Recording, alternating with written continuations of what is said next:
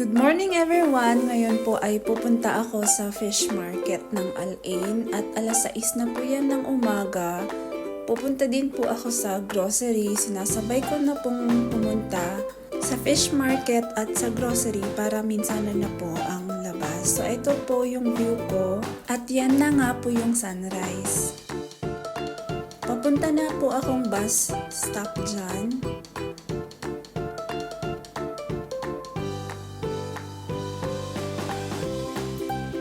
Magagaling pala ako sa MOYG papuntang fish market. So, ito pong mga bus numbers ang sasakyan ko.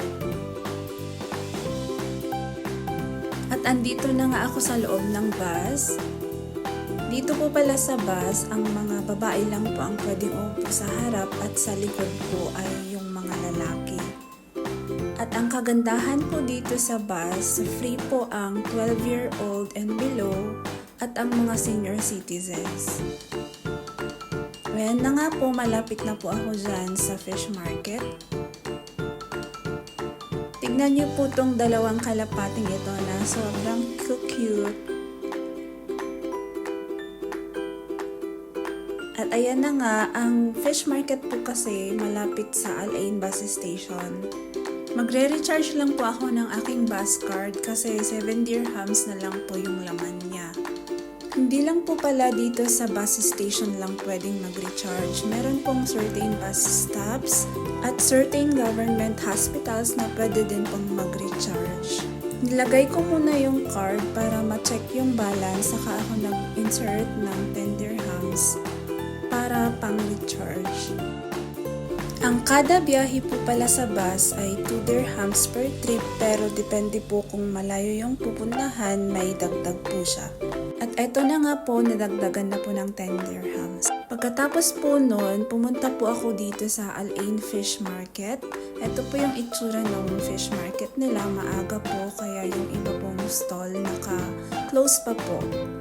Meron nga pala akong suki dito sa fish market. Bukod kasi sa mura, fresh pa yung mga binebenta nila. At eto nga, mga Pinoy din yung mga nandito na bumibili. So, ito yung mga paninda nila. Ito yung itsura ng fish market dito sa Al-Ain. Meron silang mga binebentang bulilit. May milkfish o bangos, may salmon, may shrimp, may tilapia na mamula-mula pa. Meron din silang tuna at squid at mussels or tahong. So, yan na nga po, piniprepare na ni Kuya yung in-order ko. Yan na po yung mga binili ko. 3 klaseng isda lang po yung binili ko dyan. Ngayon naman po ay pupunta ako sa fruit and vegetable section. Katapat lang po ito ng fish market. May mga prutas din po sila.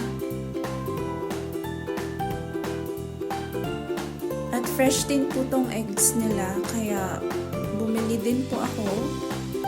Nakakatuwa kasi dito sa mismong itlog nakasulat yung expiration date. At eto, magsisinigang kasi ako, kaya bibili ako ng sili. So eto nga, sinusupot po namin at kinikilo po nila sa kanila nilalagyan ng price. Bumili din pala ako ng chicken, fresh chicken.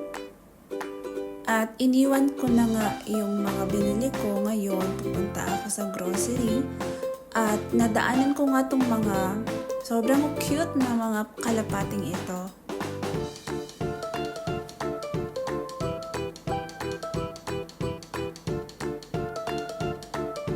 Meron nga din pala akong nadaanang park. Madami po kasi talagang park dito sa Al-Ain. At eto na nga po yung grocery at co-op. Tatawid lang po ako dyan. So, iyan na nga po, papasok na ako. Dito po kasi sa Ad Co-op, affordable din po yung mga prices dito. Kumuha na ako ng basket ko. Dito po pala sa UAE, ang mga affordable po na products dito ay mga dairy products, katulad ng milk, ng cheese, tsaka yogurt. Affordable din po yung white sugar, cooking oil, tsaka mga piling prutas.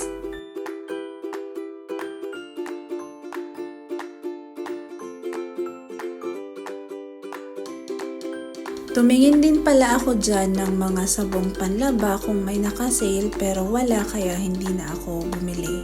Ang tawag po pala sa currency or pera nila dito ay AED or Arab Emirates Dirham or sinasabi nilang dirhams lang. As of September 2025, ang 1 dirham is equivalent to 15.56 Philippine peso. According po yan kay Google. Papunta na po ako dyan sa counter, magbabayad na po ako. Babalik na po ako dyan sa fish market, kukunin ko yung mga pinamili ko. At eto yung mga nadaanan ko.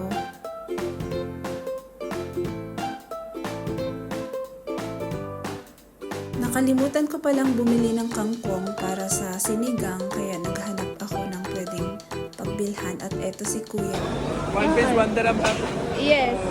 Only Filipino discount, okay? Okay. May discount daw ako. So, meron palang mga nakaparadang mga taxi dito. Magta-taxi po ako kasi bawal po sa bus kung may binili kang isda kasi mangangamoy po siya. Ang starting fare o minimum fare ng taxi po pala dito ay 12 dirhams. Medyo pricey po siya kaya well-maintained, air-conditioned at may dashcam po sa loob ng taxi.